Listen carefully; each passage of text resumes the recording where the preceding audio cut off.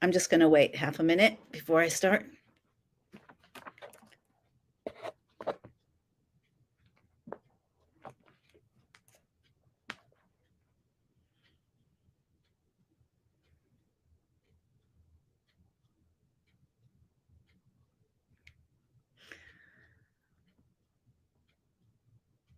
All right, I think that's about half a minute. Okay. All right. So, first of all, my name is Shifra Hendry. I am your host for Phoenix Unleashed. This is episode 15.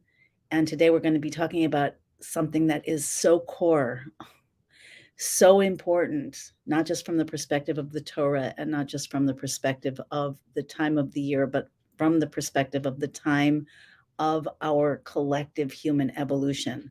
And that is erasing the memory of Amalek. So you may or may not be familiar with that name. Basically, today, the reason that my hair looks a little bit different than usual is because today is the day before the holiday of Purim. Many of you know the Purim story, but whether you're Jewish or not, it's talked about a lot actually by people from whatever backgrounds.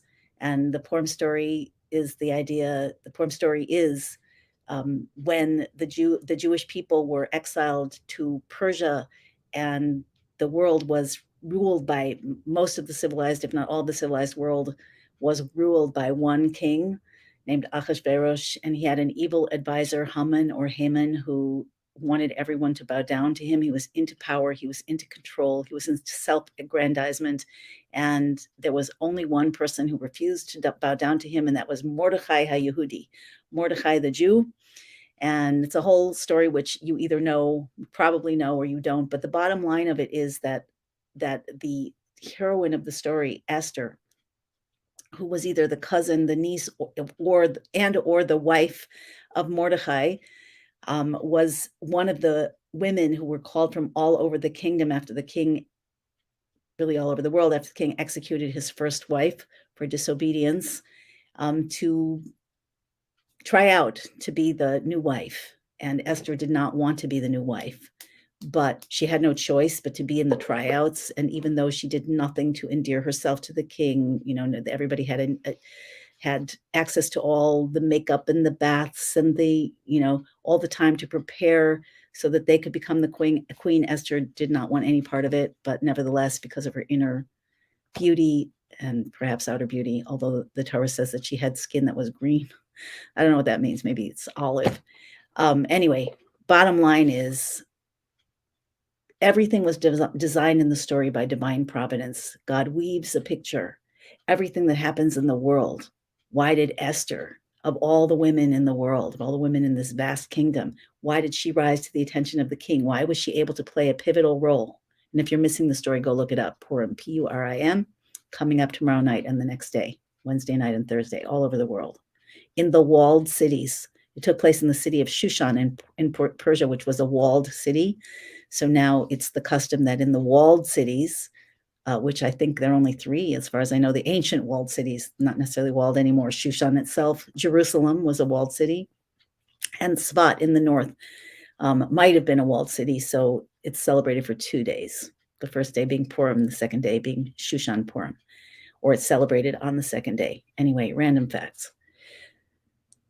I'm referring to the Purim story because the energy of every holiday brings fresh into the world a new potential that never existed on this level ever before, the year being like a cycle or a spiral. So with Purim coming up, what is the energy of Purim? One of the core energies of Purim is that it is a time of the transforming of darkness to light. So for those of you who know the story, Haman, the evil Haman who wanted to destroy the Jewish people, out of power and ego and baseless hatred, built a gallows for Mordechai, Mordechai the Jew, the leader of the Jews, that was 50 amos high. And because Esther had been put into position, and because she found favor in the eyes of the king, though she had no interest in doing so, she was able to let the king know at a critical time, together with the fasting and the repentance of the people and so forth. This whole story took place over a long period of time. But because God weaves events, and Esther was in that position, and Esther didn't want to go to the king at that final hour, And Mordecai said, you have to go to the king and tell him about Haman's plot. You have to tell him that you're Jewish. And she said, the king hasn't called me for 30 days. And the rule is that if I go into the throne room uninvited, if the king does not extend his scepter to me, they'll kill me immediately. And Mordecai said, perhaps it is for this that you became the queen. And if you don't go, Hashem, God, will find another way to save the people, but you and your house will perish. So here's the deal. And the reason for the wig, if you're not familiar, is because we wear masks and costumes on Purim. And the reason that we wear masks and costumes is because everything in our lives, everything about us, our identity is a mask and a costume, and we can change it. And on Purim, we have the power to change it all. So that's what we have to do. And we do that by wiping out Amalek. So what is Amalek? Amalek was a tribe that waylaid the Jewish people when they were coming out of Egypt. And basically, I'll read you, and one of the commandments for the Messianic era, one of the final things, there are 3 things that the Jewish people have to do as part of the preparation or the innovation of the Messianic era when the time is right. And one of them is to build the temple. One of them is to appoint a king. And one of them is to build the temple in its place, and one to rebuild the temple, and the other one, the final one, is to wipe out the memory of Amalek. To wipe out the memory of Amalek. So Amalek is a tribe that waylaid the Jews. Sorry for the contrast with the glasses and the new persona that I have here. So in Hebrew it says, "Zachar es asher salacha Amalek b'derech b'tzeitzcha miMitzrayim." Remember, you're commanded. We are commanded. We need to say this every day. This is part of the 6 remembrances that we say after the morning prayers. Remember, and other prayers. Remember. It's a positive commandment. What does it mean to remember? It means something is in your memory and you have to bring it to your consciousness. So we have a lot of memories that we don't actually remember. We don't actually hold in our conscious mind. Zachar, to remember, means you must bring it to your consciousness. What Amalek did to you when you were leaving Egypt. So there are a lot of words that have multiple meanings in Torah. There are a lot of mystical interpretations of this. I'm going to give a couple of the known interpretations, the general interpretations, and then I'm going to explain to you what I think this actually means for us now. So when you were going out of Mitzrayim means Egypt. God took the Jews out of Egypt, but Mitzrayim, meaning Egypt, comes from a word Metzarim, which means limitations. So when it comes time, when you're on the way to being taken out of your limitations, when you are being redeemed on a personal level and a general level, when it's time for the awakening, when it's time for the redemption, when it's time to move from the 3D reality to the 4 and 5D reality, whatever your language is, you have to bring to your conscious memory what Amalek did to you, pounding on the desk. When did he do it? When you were on the path, Baderech, when you were on the way to being taken out, to going out of your limitations, out of Egypt. What did he do? Asher karcha baderech. The one interpretation of the word karcha, the general meaning of it, karcha is he met you, he waylaid you. But karcha also can be interpreted, and this is a standard interpretation in Hasidus, that he made you cold. Kar means cold. So he made you cold. Again, baderech, on the pathway out of Egypt.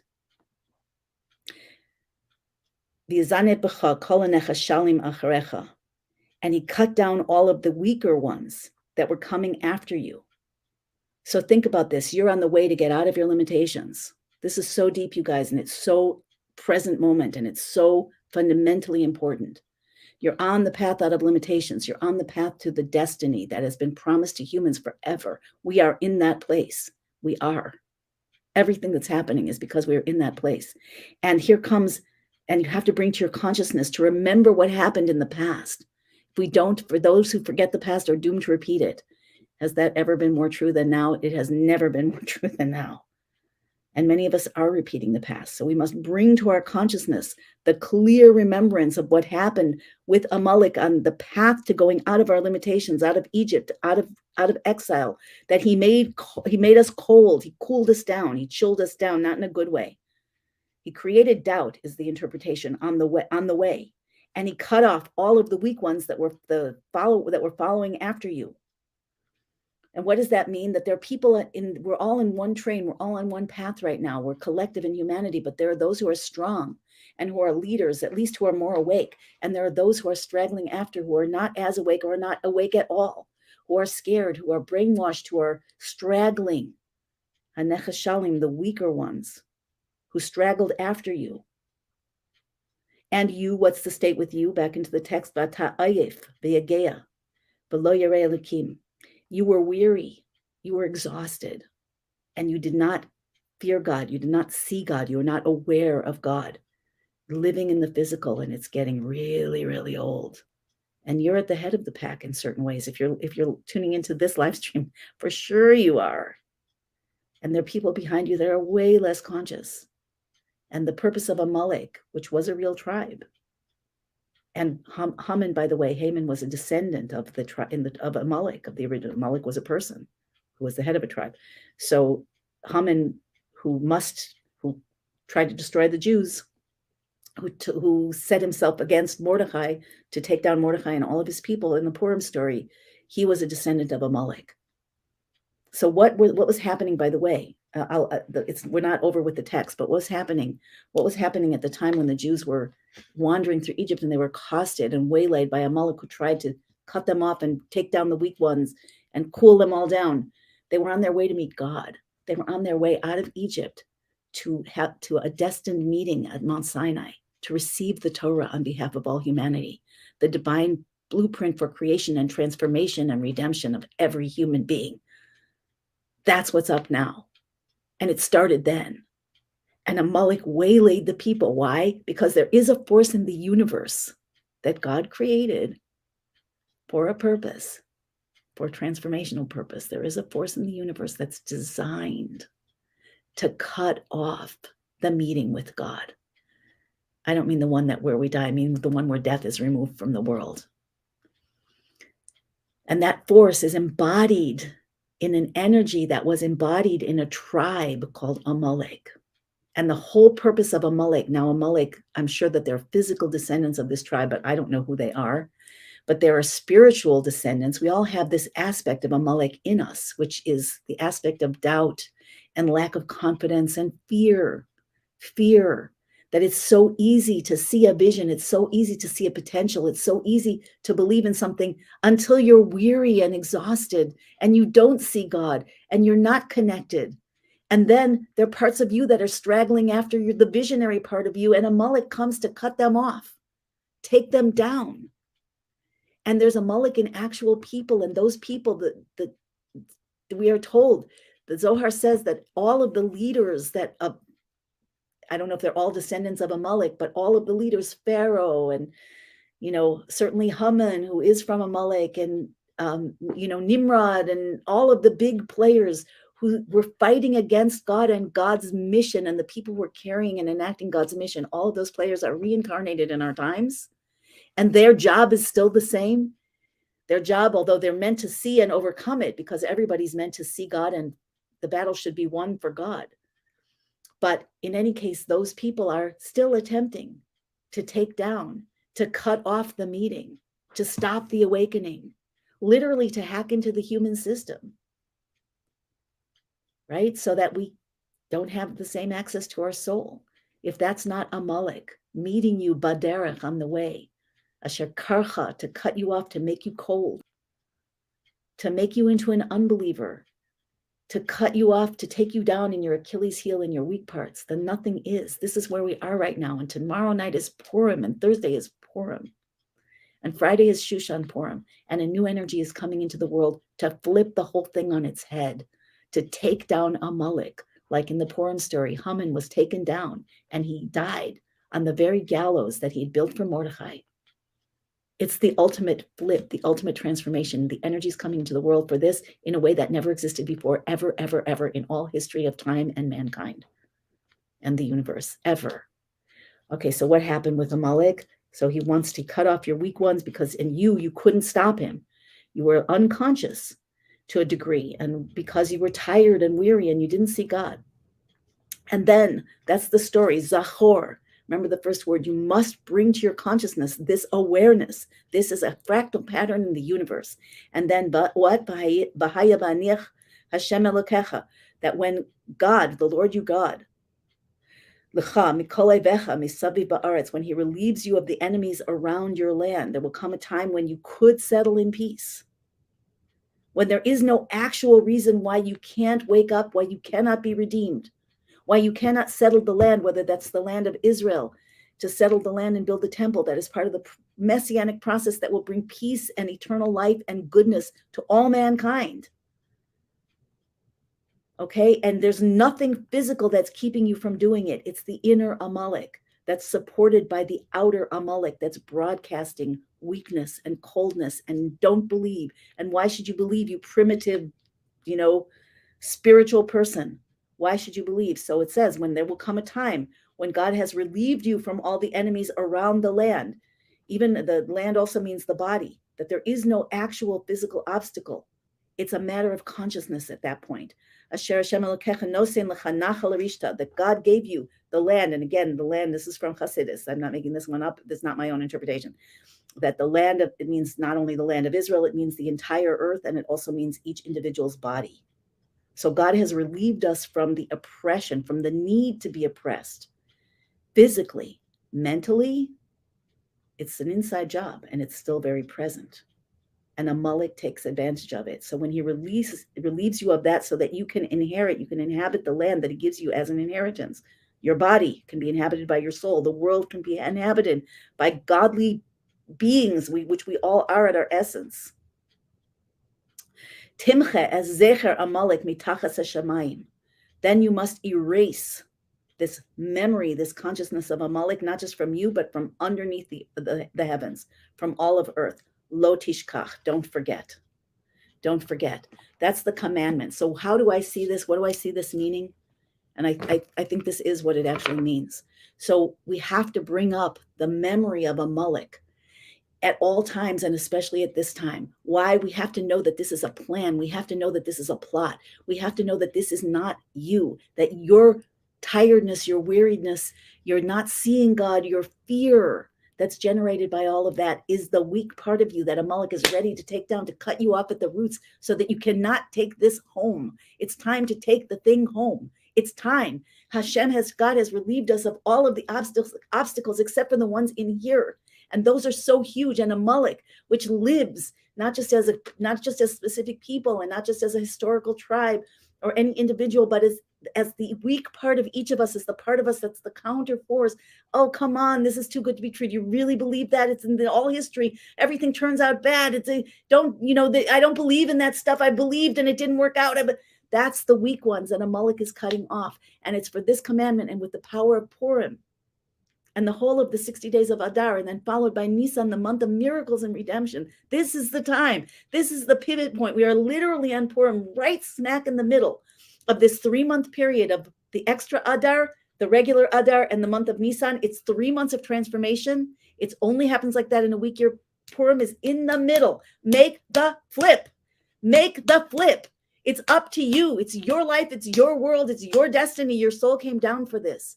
So what does it mean? You have to remember Amalek, what he tried to do, what's really going on, and then you need to erase that memory. What does that mean? Why does it tell us to remember and then erase the memory? Because the memory of the fear, the blind fear of being cut off, of being weak, of being taken down so many times, all the incarnations, all the things we've seen happening in the last couple of years. Come on, I'm tired, I'm weary, where's God? The question is real. But the answer is, I told you what you have to do. Now it's time to erase the memory of Amalek. What does that mean? It's in your cells. It's in our collective. It's in our personal. That fear vibration that anybody can trigger can put us into a state of blind fear. When we're in a state of blind fear, we stop thinking, right? We stop, we lose our, I don't want to say humanity, because we could still be nice when we're in a state of fear. We can still have morals, but we lose the part of us that's soul-based. We lose our connection to our deeper self. It gets cut off. So what are the weaker parts of us? The part that the identity, the part that could be, the most physicalized human part of the mind, of the consciousness, that could be cut off from the deeper self. So that happens when we're triggered by the Amalek, when we're cooled off by fear and doubt. Amalek literally is doubt. It's the same gematria, the numerology of Suffolk, which is doubt. That is the doubt. It's the core doubt that contradicts, that lies in resistance to the path of the soul. Remember what Amalek did to you when you were on the way to be redeemed from Egypt. You were being taken out from your limitations, that he waylaid you and he cooled you off. He made you doubt, and he cut off the weak ones that were following after you, and you couldn't do anything about it because you were weak, you were exhausted and weary, and you didn't see God. And there's going to come a time when God will fix he'll take away all of the physical, all of the power of the enemies over you. The snake has no power anymore in and of itself. It's time for redemption. It has arrived. It's been here for a while now. But what? Egypt is in our consciousness. Amalek is in our consciousness, taking us down every second. Don't believe, you're stupid, you're a fool, it's not real, God doesn't love you, God doesn't exist. The evil continues, they always win, it's never happening, it's not happening, it's getting worse. All this stuff, this is Amalek. It must be erased from the system. Timcha as Zecher Amalek, erase, literally like erasing something from a paper. The memory of Amalek now from outside of your wiring, get the triggers and the traumas out of your being. It's time to erase fear. Okay? And not only from yourself, mitachas hashamayim, from everything physical, erase the trauma of the past. This is part of co-opting or stepping into the future. We don't think about it this way, but it is so central and so key.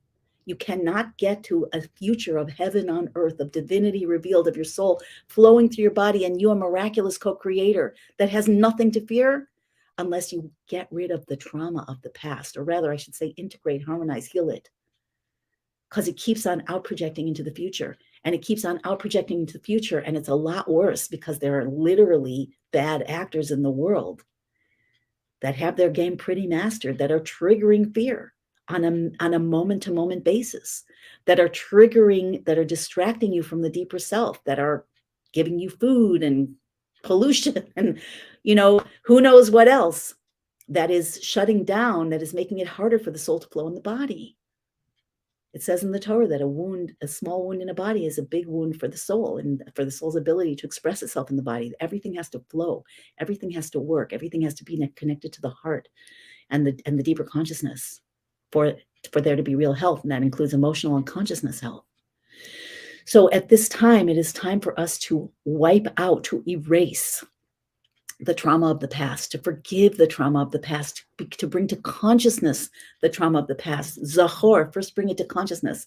And then timcha zecher, wipe out the remembrance. Change it, transform it. So that you can inherit what God is trying to give you now. Because now is the time, and it's only up to you. And then at the end it says, lo tishkach. Don't forget. Not only don't forget to do this, and don't forget that it's possible, but never forget the wisdom and the power of the transformation. This is a gift of turning darkness into light. And now you need to do it. So how do we erase trauma? How do we erase the memory of trauma? We have to lean into forgiveness. We have to know that God is reaching out to you and me and every one of us and is saying, I want a new relationship. And I know that we can't get to the new relationship. I know that I have relieved you of your enemies, and I want to give you your inheritance. I've taken you out of Egypt. You're on the pathway now to destiny. Yet I'm aware that everything that I orchestrated for you in the past has left you with an incredible resonance of terror and trauma. And I need you to join with me, to partner with me in remembering, bringing that up to your conscious. It's not unconscious. Bringing an illness or problem to consciousness is 50% of the cure. Bring it up to consciousness. When you bring a trauma to consciousness in the right, safe environment, therapeutic environment, which you can create yourself with God, or you can get somebody to help you, or you can be in a program. I offer my program. You can check out all my offerings at thegateofunity.com. But there are many. You can do it with a friend. Anyway, 50% is bringing it to consciousness. How scared am I? And who am I that is being scared? And what about me is being disrupted by this fear? And is there a positive purpose? And is there a negative purpose? And can I start to discern which is the negative force and where's the positive force, instead of just being confused, blindsided, and in a state of continuous terror and take the easy road? The easy road is not going to get you there. The path out of Egypt is a conscious road. And that's the road that we need to walk now. And these times will help. God is helping. When we do it together, it's infinitely easier and more powerful. So now is the time to 50% to bring it up into consciousness, and the rest, the next piece is to forgive it, to understand, to at least allow for the fact that it was all for the good, to get out your angry. I believe in writing letters. I write letters a lot. This is a very big power. So I go on my laptop because it's easy and fast, and I'll write a letter, sometimes to God, sometimes to a person. They'll never see it because I cancel the Word document without saving it. But I'll write everything, no holds barred. So how can you forgive somebody? How can you forgive God? How can you forgive your past if you don't witness it? You need to bring that to consciousness as well. Remember, Zachor, bring to consciousness what Amalek did to you, how it felt, how much it hurt, how much it cost, how sad it made you, how sad you still are, how angry you still are. Put it all on paper, witness it, call God to witness it.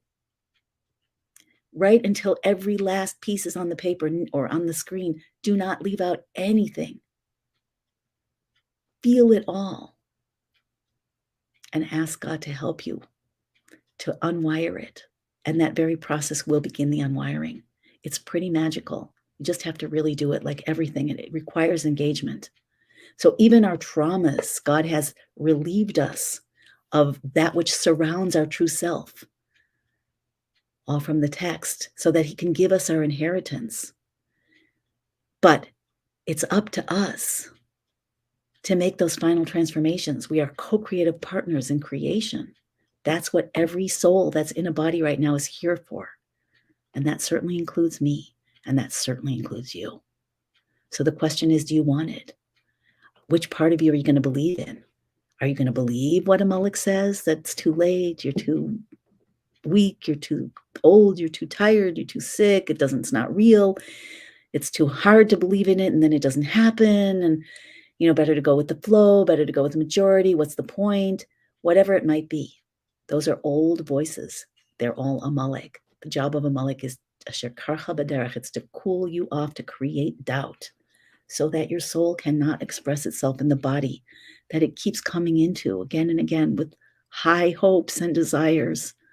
Body, you're my vehicle for finishing this job so that I can be face to face, heart to heart, soul to soul with my Creator in love, in an infinite, everlasting love affair that just grows and deepens in the most joyous, exciting, wondrous, creative ways. Body, help me out here.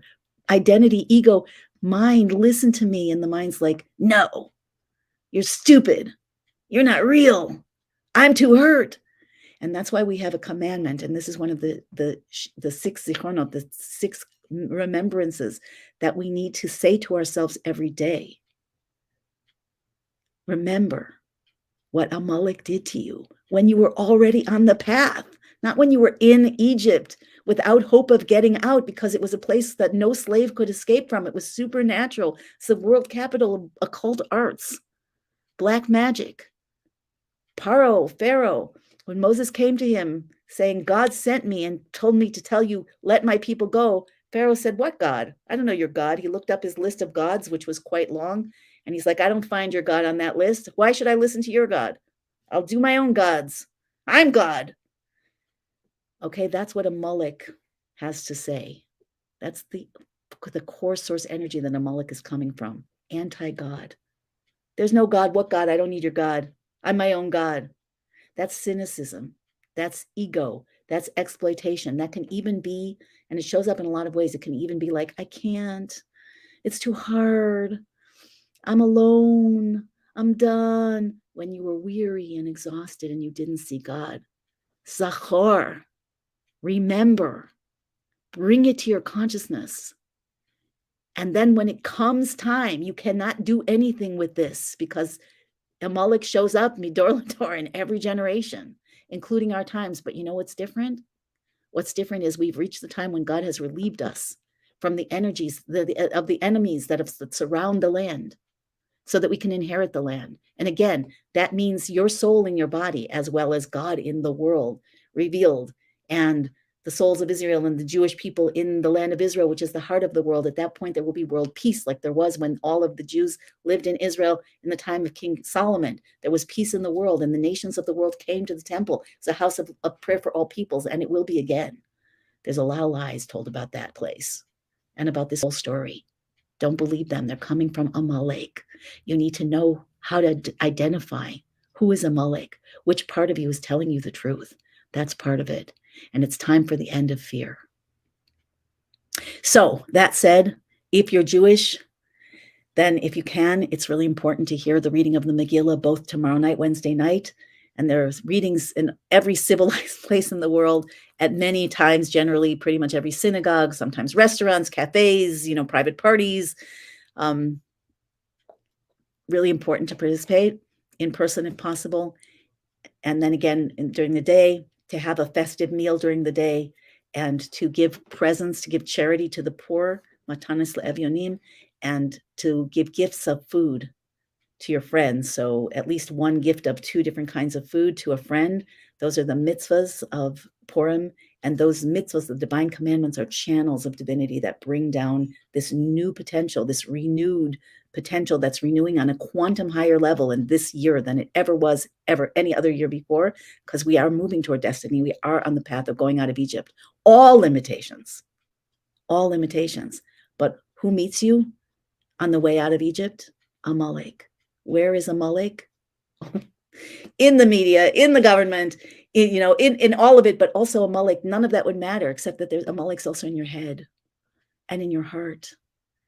And it's in your unconscious, and it needs to be brought into consciousness now, Zachar, and then Timche, Zecher Amalek, wipe out, erase that memory away, erase those traumas, erase that wiring, because the time has come and God has cleared the path, and it's time for you to inherit your destiny. Lo tishkach. Don't forget where we came from, where you came from, and where you're meant to go. Lo tishkach.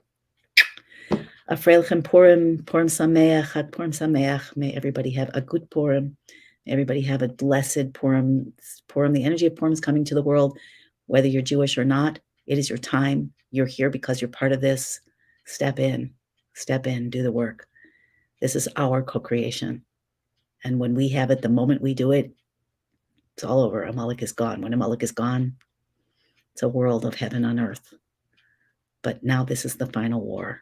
And you are a soldier, and you can fight this war in peace by transforming yourself, by up-leveling your own life, your own consciousness, by tapping into that power of joy and eliminating everything that's in the way of it. Really, it's work, but it's the holiest work right now. And you can do it. And I'm here to help if I can. So, Freilichem Purim, and I'll see you next week. Take care. And by the way, if you appreciate this, please share, like, comment. Let me know what costume you're going to dress up in, if any, and what this means to you. And that will help more people see the video. Take care, everybody.